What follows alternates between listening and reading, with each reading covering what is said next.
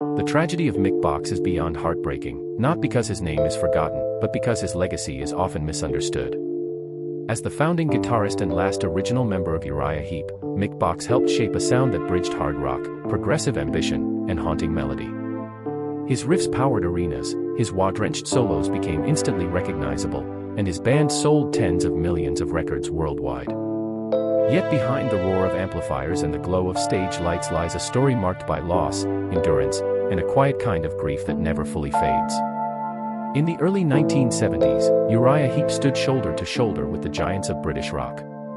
While Led Zeppelin thundered and Deep Purple burned, Heep carved their own lane with layered vocals, fantasy-tinged lyrics, and Box's muscular guitar work. Albums like Demons and Wizards and The Magician's Birthday didn't just chart, they defined a generation of listeners hungry for something mystical and heavy at the same time. For Mick Box, it felt like the beginning of a lifelong ascent.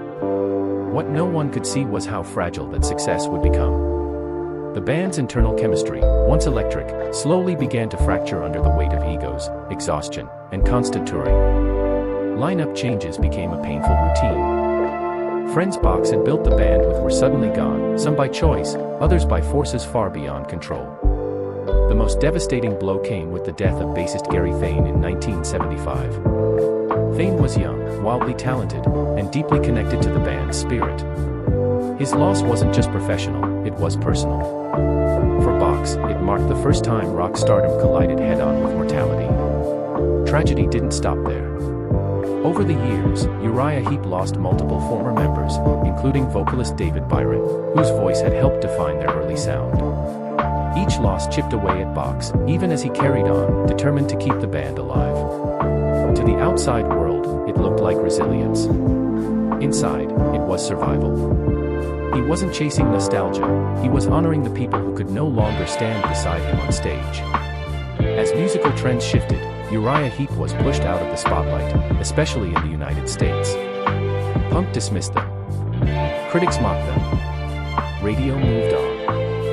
For Mick Box, this was a different kind of heartbreak, the slow realization that influence doesn't always guarantee recognition. While other bands were inducted into halls of fame and celebrated with documentaries, Heep's contributions were often reduced to footnotes. Box never lashed out publicly. He kept touring, kept recording, kept smiling for fans who still showed up. What makes Mick Box's story so painful is his quiet loyalty. He never abandoned the band, even when it would have been easier to cash in on nostalgia or walk away altogether. Instead, he rebuilt Uriah Heep again and again, mentoring new members, preserving the sound, and carrying the emotional weight of decades on his shoulders. He became not just a guitarist, but a caretaker of a legacy shaped as much by loss as by music. Now in his later years, Box still takes the stage with the same unmistakable grin, the same wah pedal cry cutting through the mix. But the tragedy lingers, not in bitterness, but in what was lost along the way. The friends who never grew old. The recognition that never fully arrived. The moments that can't be replayed, no matter how many times the songs are performed. Mick Box's heartbreak isn't loud or dramatic. It's quiet, persistent, and deeply human. His story is a reminder that behind every legendary riff is a life filled with sacrifice, endurance, and memories that echo long after the final chord fades.